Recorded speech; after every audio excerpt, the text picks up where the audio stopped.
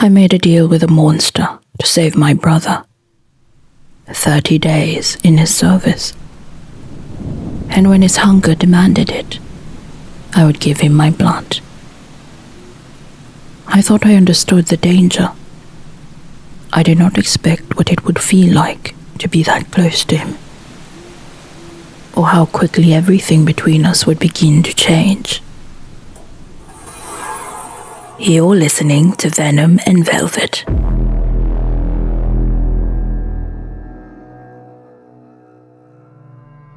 Consciousness returned to me in fractured silver shivers. I was floating, or so it felt until the rhythmic, heavy click of boots on marble anchored me to the world. Each step was a steady, authoritative vibration that echoed through my own spine. I felt the rough, cool texture of a linen shirt against my cheek, and the overwhelming scent of sandalwood and graphite enveloping me like a shroud. I tried to speak, to tell Victor I was awake, but my voice was lost in the hazy, sweet exhaustion of the blood bond. Easy, Mina. Her voice rumbled. It was low, splintering with a protective guilt so sharp I could almost taste it. I have you. The world finally stopped spinning when she laid me into the vastness of the master suite's bed. The midnight blue velvet canopy loomed above like a summer night, blotting out the cold reality of the manor.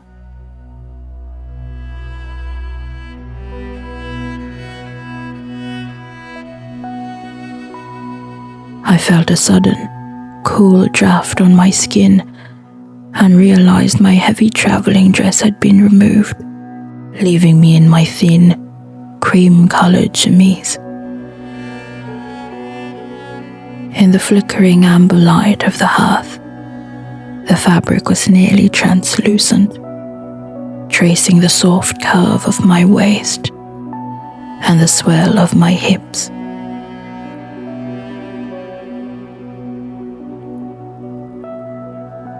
Victor was a silhouette of frantic, controlled motion. She had discarded her waistcoat, her white shirt clinging to the powerful width of her shoulders as she searched the room for a basin. I drank too deep, she muttered, her jaw set in a pained line. I should have been stronger. I should have been a wall, not a wolf. She moved toward an antique washstand in the corner, pulling open a drawer to find a fresh cloth. As she rummaged through the linens, a small, hidden latch clicked. A secret compartment within the wood, untouched for a century. A single yellowed envelope fell to the floor. Victor froze. She stared at the paper as if it were a ghost, and with trembling fingers, she picked it up. Her eyes tracked the faded ink on the front. For Vespera. Victor, I whispered, my voice sounding like crushed velvet. She did not answer. She tore the envelope open, her breath coming in ragged, shallow hitches. As she read, the Count's iron-clad stoicism did not just crack. It shattered. She sank to her knees by the washstand, the paper fluttering in her hand. I struggled out of bed, my legs weak but my heart guiding me. I knelt beside her, my thin chemise pooling on the cold floor, and wrapped my arms around her broad shoulders. "What is it?" I asked softly. "It's from him," she rasped, her voice thick with a century of unshed tears. "My twin. The real Victor."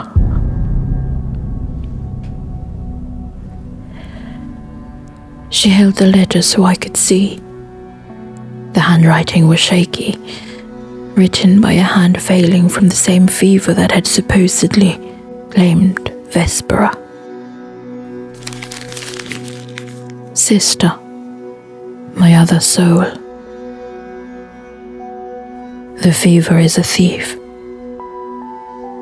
If it takes me, do not let it take Blackwood too. The collectors are at the gates, waiting for a weak air. Put on my boots, Vespera, and take my name. Tell the world it was the sister who died. Live for both of us. I give you my life, so you may keep our sister safe." He knew. Victor saw, the sound visceral and raw. "After all these years, I thought I was a thief, Mina. I thought I had stolen his identity, his future. But he was waiting for me to take it. We had the same thought. A twin's mind, even at the door of death." She turned to me, her whiskey eyes overflowing. The armor was still there in the strength of her frame and the short crop of her hair, but the woman beneath was finally, fully visible. She wasn't a woman pretending. She was a sister, fulfilling a promise. I reached up, cupping her severe, beautiful face, wiping the tears with my thumbs.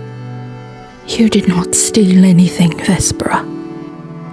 You saved him. You made sure the name Victor stood for 100 years of protection instead of a week of debt."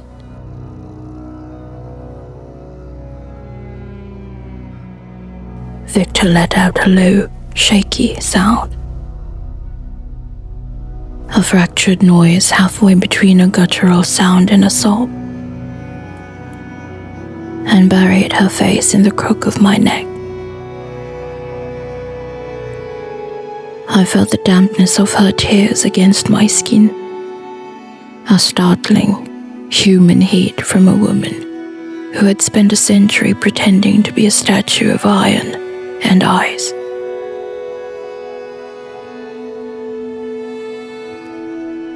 The grief of the letter, the realization that her twin had loved her enough to grant her his life, began to transmute. It shifted from the heavy lead of sorrow into something glowing and volatile. A desperate, magnetic need. Her large, calloused hands, still stained from the faint silver of the laboratory, slid from the floor to to my waist. She gripped me with a reverent intensity. Her fingers bunching the thin fabric of my chemise, anchoring herself to me as if I were the only solid thing in a world of ghosts. "Mina," she whispered, her voice dropping into a low, seductive growl that vibrated against my collarbone. She pulled back, just enough to look at me, her whiskey eyes searching mine with a raw, terrifying honesty. "Do you trust me? Not the Count, not the Wraith. Do you trust me?" "Yes," I breathed, the word catching in my throat. I reached up, my fingers tangling in the short, dark silk of her hair, pulling her forehead back to mine. I could feel the frantic, heavy thud of her heart. Her rhythm she usually kept so well hidden. "I trust you. Show me who you are when you aren't hiding behind his name." And yet, beneath the warmth of it, something unsettled still lingered. Quiet, insistent, the reminder that I had given myself to something powerful, something dangerous, and I did not know yet what that meant for either of us.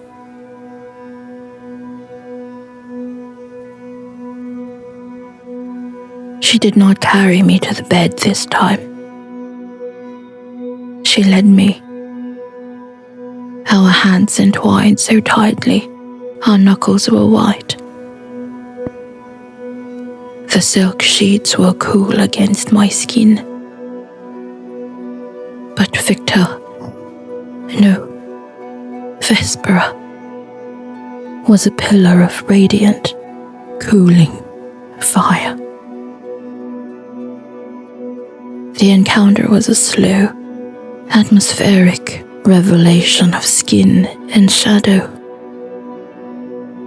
Vespera was an expert guide, her every movement tempered by a soul-deep love that had been locked away for a lifetime, fermenting in the dark. She was strong, so much stronger than any man I had ever known.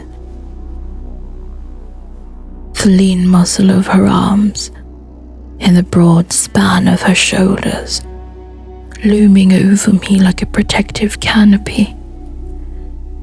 And yet, for all her power, every touch was an education in tenderness. I was clueless, a student of heat I had never known. My breath coming in shallow, jagged hitches as I discovered the hidden maps of my own desire. Vespera was patient, her lips tracing a path of fire over my skin, lingering on the pulse of my wrist, the curve of my hip, the sensitive hollow of my throat. She moved with a rhythmic, masculine grace that felt utterly natural. Yet there was a soft, intuitive precision to her touch that only a woman could possess. She showed me that pleasure wasn't a debt to be paid in blood or gold, but a language of the soul that we were inventing in the hush of the midnight hour. In her arms, the steel of Blackwood did not break. It softened, turning to velvet beneath my questing hands.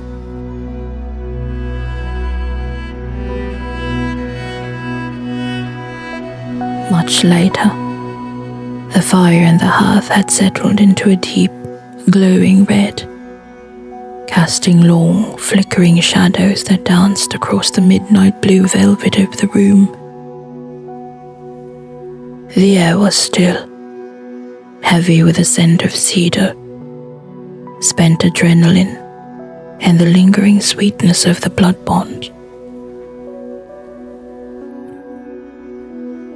We lay tangled in the heavy silk sheets, our limbs so intertwined it was hard to tell where the human ended and the vampire began. I was draped across her chest, the solid, steady breadth of her body acting as my anchor. I let my fingertips wander idly, tracing the jagged white lines of old scars that mapped her skin, the history of 100 years of being a shield. My father was Count Alaric. She began softly, her voice a low, soothing vibration in her chest that I felt against my cheek. She paused there, as if the name itself tasted bitter. He was a man of high position, and even higher debts. He loved the fall of the cards more than his own blood. He gambled away the orchards, then the mills, then the very dowries of my sisters. She let out a long, jagged breath, her hand stroking my hair with a rhythmic, steady motion.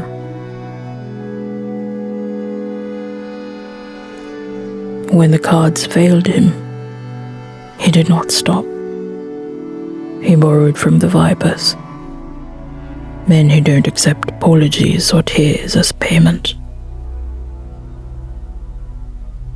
He started scamming the neighborhood lords, selling shadows as substance, desperate to win back a legacy that was already ash. And when they finally caught him in a gutter behind a tavern and took his life, they did not just want his blood. They came for the Blackwood estate.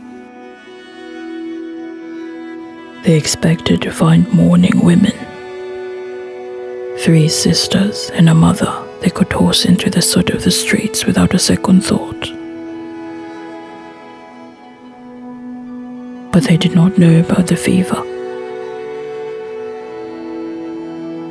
They did not know Victor had passed in the night, just hours before our father. She paused, her eyes fixed on the dying embers. I was his twin. We shared a face, a voice, a soul. I looked at my sisters, and I looked at my brother's empty boots, and I made a choice. I cut my hair that very hour. I put on his heavy wool coat and a signet ring. When the collectors stormed the iron gates, They did not find a grieving daughter. They found a son who looked them in the eye and claimed the dead as his own. I became the man they expected.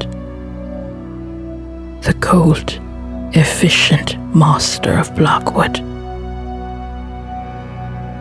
Because the world had no place for a woman who wanted to keep her home. I shifted, propping myself up on my elbow to look at her. The moonlight silvered the sharp, handsome line of her jaw. And the accident in the lab? I was 24, she rasped, her thumb tracing the line of my shoulder. The sword and the suit were wearing thin. The collectors were getting older and cruel.